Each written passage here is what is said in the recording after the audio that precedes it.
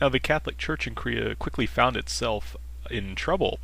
As I mentioned in the last slide, uh, Peter Isung-hoon brought Catholicism from Beijing, China, into Korea in 1784, and he started baptizing other Koreans.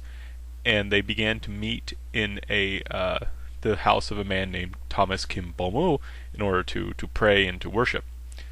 And Peter Isung-hoon and most of the first converts were all what were called yangban, which is just basically the Korean word for gentry. These were the elites in society. And this Thomas Kim Bomu, whose house they met at, was only a chungin, which means middle person. And the chungin were people who were in charge of the kind of specialized services for the government. So they were accountants, legal experts, mathematicians, astronomers, and translators. And they were people who often, they were educated, but they weren't at the highest levels. So they were the sort of people that were interested in a new religion, especially one that would say that they were the kind of equal of the elites. And this is one interesting thing about Catholicism, of course, as we see right here now. It's bringing in people from different status groups. Now, they would meet together in Thomas's house and pray. And one day in 1785, a police officer was walking by the house and heard all the noise and thought something was going on, maybe some gambling or something. He went in to investigate, and what he found was them carrying out what to him were these strange religious rituals. And so they were all. Thomas was arrested, and the Yangban, the elites, were admonished. They said, "Don't." The government said, "Don't play around with this foreign religion. This is all silly stuff." And they were just told to go on their way. And their clans were supposed to deal with them. So the government said, just basically told their families to deal with them because they were high status. So they weren't going to be punished severely at this time. Now Thomas was only a chungin, and it was at his house that things were being where they were praying and so forth. So he actually wasn't just, they didn't say, oh, just let his family deal with it. The government actually arrested him and tortured him and tried to force him to give up Catholicism, and he refused to do so, and in the end ended up dying from the torture that he suffered while he was being sent into exile. And so this incident led to basically the official banning of Catholic books and the collection and burning of Catholic books. And there was 2 edicts to this effect issued in 1785 and 1787, but they weren't really targeting other Catholics yet. Now, the Catholics kept reading and their books, and they realized that, hey, we need bishops and we need priests, especially, and we need these things called sacraments, and these are only things that the priests and bishops can carry out, but we don't have any. This is a problem, right? Okay, how are we going to handle it? Well, in 1787 they decided to elect their own bishop and elect their own priests, and of course, and they started performing the sacraments. They started performing mass and hearing confessions, and of course that doesn't work, right? You have to be, in order to validly perform the mass and such sacraments, you need to be an ordained priest, ordained by a ordained bishop who can trace his line all the way back to Jesus Christ through the apostolic succession. So this is a major problem, right? That they're doing this, and they do this for a couple of years, and then they start to realize that they're doing that maybe there's something wrong with this. Maybe this isn't something they're supposed to be doing, because they keep reading and realize this. And so they then get into contact with the Bishop of Beijing, who tells them, yes, you're right, you're not supposed to do that. And so they stop. And they stay in contact with the Bishop of Beijing because they have some other questions. And they find out from him that they're not allowed to practice ancestor worship. Now, before, the Catholics had thought that this was just fine, that they could perform ancestor worship as well as being Catholics. But now they learn in 1790 the official teaching is they're not allowed to do that. So, because it's idolatry, right? Because you are, you're summoning the official understanding, right? Or I shouldn't say official understanding. You have this tablet where you're bringing, where a spirit is coming into it through a hole, and you're offering it food and wine, and you're bowing before it. This certainly does seem like a kind of idolatry, and this is how the church understood it. So they're not allowed to do it. And so what happens then is there's a split, or I shouldn't say split. There's a bunch of people just leave the Catholic Church, a bunch of these gentry who converted to Catholicism because they saw it as fulfilling Confucianism. They saw it as fundamentally Catholicism as kind of a tool to make them better Confucians. And now they're being told that they can't perform the ritual that best encapsulates one of the cardinal virtues of Confucianism, filial piety. So they say, we're Confucians first, and so they leave. Now other Catholics said, no, we're Catholics first. We're not going to we're going to give up. If we're not allowed to perform ancestor worship, then that's fine. We won't perform it. And this is what's going to kind of get them into some trouble. Shortly after the Catholics learn that they're not to perform ancestor rites, the mother of one Catholic, Paul Yun Chi Chung, dies. And she is also a Catholic, and she doesn't want him performing ancestor rites, and he doesn't want to perform ancestor rites. And neither does his cousin, James Kwon.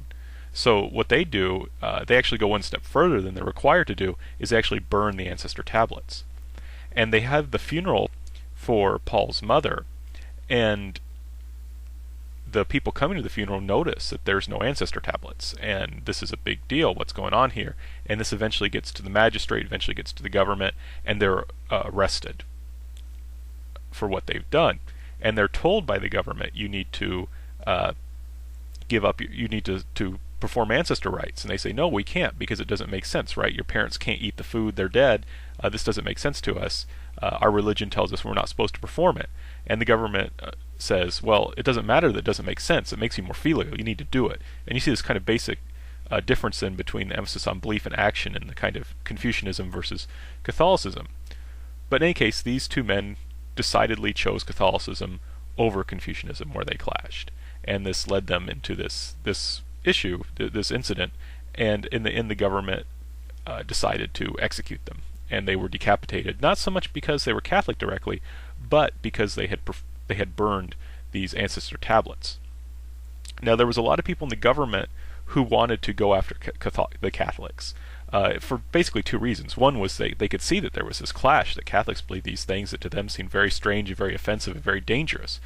But also Catholics were associated with this Southerner faction that I mentioned earlier, and the factional enemies said, hey, if we can use Catholicism to go after these Southerners and to kind of push them from power. And the Southerners were in fact the allies of the king. So the king, a man by the name of Chongzhou, in part for factional reasons, but also in part because he doesn't seem to particularly like violence, prevented the persecution from spreading much further. Now there was a lot of Catholics who were brought in and tortured, but these simply apostatized. They simply said, okay, we won't be Catholic anymore, and they then were just let go. And they were let go free. And many of them relapsed and became Catholics again after they were released. Now, in Catholicism, priests are really central. They're very important. You need priests because they're the ones that can hear confession, which is how you normally get your sins forgiven. They give you the Eucharist, which is a cause of grace, and other such sacraments that are very important if you want to lead a normal Catholic life. So it was very important for a Catholic priest to be able to get into Korea. And in 1794, Father James Zhou-Wen-mo, a Chinese priest, managed to sneak into Korea with the help of several Korean Catholics. And they were so excited to have a priest, and he went around everywhere performing the sacraments, and not too secretive about it. And so the government learned that he was in Korea and sent out people to arrest him. Now, one of the men who had helped bring him into the country was a Chungin by the name, one of these middle people, these technical specialists named Paul Yun-il. And he was a Chinese translator, so he knew how to speak Chinese. So when he learned that people were going to come and arrest the priest, he exchanged clothes with Father Zhou, told Father Zhou to escape, and then when the people came to arrest him and said, well, where's Father Zhou? He said in Chinese, I'm Father Zhou. And he let himself be arrested so the priest could escape. And Father Zhou did manage to escape, and Paul Yun-il and two other Chungin who had helped bring in Father Zhou were arrested and tortured and refused to absolutely to tell where Father James Zhou-Wen-mo was, and they were actually beaten to death in an attempt to torture them into giving information on the priest. So their sacrifice basically saved the priest's life. So and this shows the importance, not only their love and devotion for their priest, but also the importance of the sacraments, right? They wanted to keep the priest alive in a large part because he was the only one that could perform these sacraments that could give you the grace that you needed. Now, this incident brings to importance one of the most important female leaders in Korean Catholicism, Klumba Kangwon Suk. She was a woman who was a very devout uh, convert to Catholicism. She came from the aristocratic, from the Yangban group, though she actually was a second wife to another man, basically kind of a concubine. And so because of that, her status was a little lower, but she was still considered Yangban. She was still considered elite. And so she became the protector of Father Joe. And Father Joe actually came and lived in her house, and she was able to protect him. Well, why? Well, the government officials were not allowed to come into a elite woman's house unless she was accused of treason. Right? Only for that reason could they ever come into her house. So the priest was safe there, right? They can't come into the house to get him. They can't come into the house to investigate. And so she used this position to protect the priest. And she also acted as kind of his secretary. She was the one that decided who could see him, where he would be going, what sort of work he would be doing, and so forth. And so she became a very important leader in the Catholic Church. And she was also a very important missionary. She was very good at. Remember, I had talked about how Catholicism at first starts out among just the Yangban and the Chungin, and it's really more of a male religion at first. But through Klumba Kangwon Suk, she really helps to spread it to women. And of course, and they get it more to women who also aren't just gentry. She gets a lot of gentry women to convert, but it also spreads to lower class women and lower class men as well. She's a very skilled missionary and a very good teacher, and that's kind of what's going on in here in this picture.